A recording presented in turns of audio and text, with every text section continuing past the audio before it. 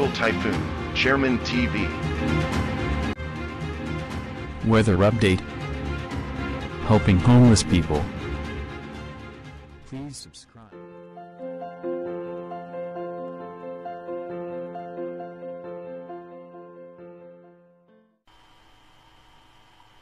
Magandang hapon po. Ito po ang ating latest update, no? Para nga po dito sa minomonitor natin na si Typhoon Guring. Patuloy nga pong nananalasa si Typhoon Guring, dito nga sa may parte ng Northern Luzon at extreme Northern Luzon. Nakataas nga po ang storm wind signal number 3 dyan sa may southern portion ng Batanes, sa Sabtang, sa Uyugan, Ibana, Mahataw, dito sa Basco at northeastern portion ng Babuyan Island, dito sa may Camiguin Island and Calayan Island. Storm wind signal number 3 po tayo dyan.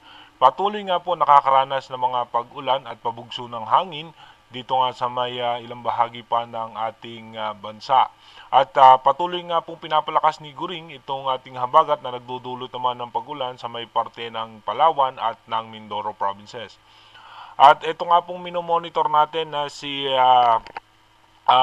tropical storm sa labas ng ating bansa. Ito nga po'y posibleng pumasok ng ating Philippine Area of Responsibility, pero mababa naman po ang tsansa na magkaroon ng landfall scenario. Ito nga po'y papasok ng PAR bilang si Bagyong Hana. At meron po tayong dalawang low pressure area outside PAR. Yung isa dito nga po sa western section ng ating bansa at yung isa naman po dito sa labas ng ating Philippine Area of Responsibility, pero mababa naman ang tsansa na makaapekto to sa ating bansa. Ito nga pong isang low pressure area na nasa outside PAR, posibleng maging bagyo, pero dediretso po yan sa karagatan ng Japan. Dito nga po sa may mas malapitan nating kuha ng satellite image, sana nga po natin sa may Basco, Batanes, Itbayat, Batanes na makakaranas na ng mga biglaang pagbuhos ng pagulan at pagbugso ng hangin.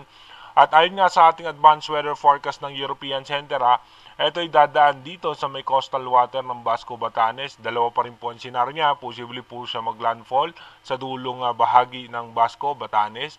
O posibleng dito nga lang po dadaan yung pinakasentro niyan sa may coastal water. Kaya ba yung pag-iingat at paghahanda sa ating mga kababayan dyan, delikado nga po itong si Typhoon Guring. Sa mga oras po ito, mapapansin po natin na patuloy nga po niya na binabayo itong Calayan, Cagayan, Babuyan Island, Santa Ana, Gonzaga, Gataran, Solana, Claveria, maging dito nga po sa may Ilocos region abot na abot po yan ang diameter niya, kaya iba yung pag-ingat sa ating mga kababayan dyan. Asahan din natin may pagbugso ng hangin at ng pag-ulan dito sa may parte ng Bigan, Candon, Baguio, Itiange, dito po sa may Nagtipunan, Baguio, kaya iba yung pag-iingat sa ating mga kababayan dahil delikado pa rin po itong si Bagyong Guring. Asahan naman po natin meron din mga posibleng pagulan dito nga sa may parte ng Tarlac, San Miguel, Metro Manila, Calamba, Batangas. Asahan din po natin dito nga sa may parte ng Mindoro provinces magkakaroon ng mga pagulan sa may Lubang, Mamburao, Sablayan, San Jose. Dito sa may Palawan, sa Coron, Dinapacan, El Nido, Taytay, Rojas, Puerto Princesa, maging dito nga po sa Nara at Batarasa. Yung western section naman ng Visayas, asahan natin magkakaroon ng mga pag-ulan dito po sa Rojas City, Bacolod, Iloilo, Mabinay.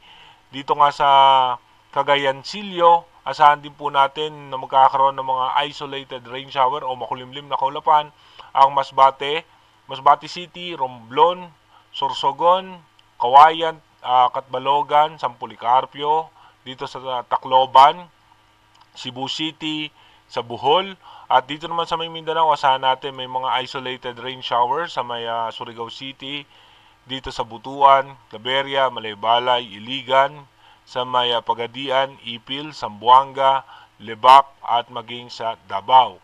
Dumako na nga po tayo sa ating advanced weather forecast. Dito nga po sa ating advanced weather forecast, bukas nga po August 30, posible nga pong nakadaan na ng ating Basco, Batanes itong si Typhoon Guring at posibleng lumakas pa po muli yan bago tumama sa may parte ng China. Pagdating naman po ng August 31, si Bagyong guring nga po ay posibleng papalapit na ng papalapit dito nga sa may parte ng China at ito'y lalabas na ng ating Philippine Area of Responsibility habang nakadaan na nga itong si posibleng bagyong Hana. Patuloy pa rin po tayo makakaranas ng pag-ulan dahil sa paghahatak nito sa ating habagat. By September 1, ito nga po magkakaroon tayo ng low pressure area outside PAR. At mapatuloy nga po tayo maapektuhan nitong ating habagat na hinahatak nga nitong dalawa pang bagyo at ng low pressure area na mabubuo dito nga sa labas ng ating Philippine Area of Responsibility. By September 2 naman, ito naman po yung ating next possible scenario, yung low pressure area nasa labas pa rin ng ating bansa at magkakaroon nga ng panibagong low pressure area sa western section ng ating bansa. Pagdating naman po ng September 3, magkakaroon din po tayo ng possible low pressure area dito nga po sa may extreme northern Luzon at patuloy pa rin po tayo maapektuhan nitong ating habagat. By September 4 naman, ito na yung ating next possible scenario. Mapapansin natin patuloy nga tayo makakaranas ng mga pag-ulan dahil sa ating habagat at ito po yung ating low pressure area sa western section ng ating bansa. Pagdating naman po ng September 5, dito nga po ay dahan-dahan nag-intensify itong low pressure area na nasa western section ng ating bansa at patuloy nga po nagpapaulan sa atin itong habagat at mapapansin nga natin puro low pressure area mabubuo sa loob at labas ng ating Philippine Area of Responsibility na hahatak nga po sa ating habagat. Pagdating naman ng September 6, posibleng maging isang ganap na bagyo itong sama ng panahon na nasa western section ng ating bansa at pagdating naman po ng September 7, dito nga po magkakaroon din tayo ng sama ng panahon sa eastern section ng Taiwan at ito nga po yung magdudulot ng pag-ulan sa ating bansa dahil nga po sa paghatak ng habagat. Meron po tayo isang low pressure area din na minomonitor na nandito sa eastern section ng ating Mindanao at nasa labas pa po yan ng ating PAR line. Kung mapapansin nga po natin sunod-sunod na possible low pressure area ang nakikita sa ating advanced prediction ng ating European Center. Kaya iba yung pag-ingat at paghahanda na sa ating mga kababayan, tuloy-tuloy nga po na makakaranas na naman tayo ng mga pag-ulan dahil nga po sa sunod-sunod na low pressure area at mga posibleng bagyo na mabubuo sa loob at labas ng ating Philippine Area of Responsibility. Kaya manatili tayong tumutok sa ating advanced weather forecast para ma-monitor natin yung mga posibleng sama ng panahon na makakaapekto sa ating bansa. Mag-iingat po tayo palagi. God bless po.